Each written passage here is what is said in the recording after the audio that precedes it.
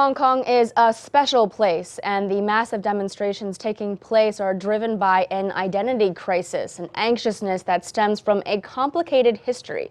Hong Kong is technically part of China as a special administrative region, but it has its own laws. The setup is called the One Country, Two Systems principle, adopted in the 1980s.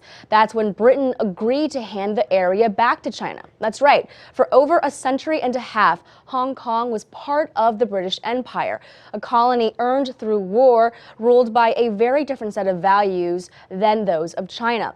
As part of the agreement, China would let Hong Kong operate as it had been for a period of 50 years, allowing the region to govern itself and to preserve freedoms like the freedom of press, the freedom of religion, and of protest.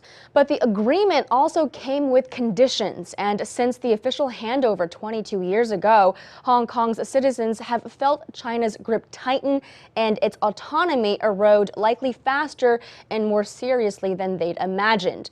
The leader of Hong Kong, for example, is chosen not by a direct election, but by an election committee of about 1,200 people who are mainly pro-China. And China also has a say in interpreting Hong Kong's mini-constitution. Agitation around this led to the protests in 2014, the Umbrella Movement. Those feelings reignited earlier this summer in protest of a controversial extradition law and of Carrie Lam, elected by the committee. As the number of demonstrators rise, 2 million and counting, many fear China will send in forces to contain the situation. And if tensions escalate, many fear a second Tiananmen Square.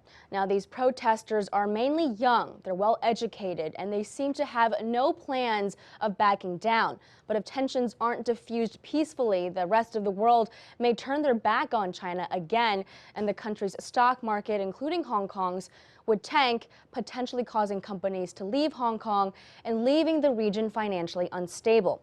But China is also fearful that the pro-democracy movement could also spread to the mainland, threatening the rest of the country and their government.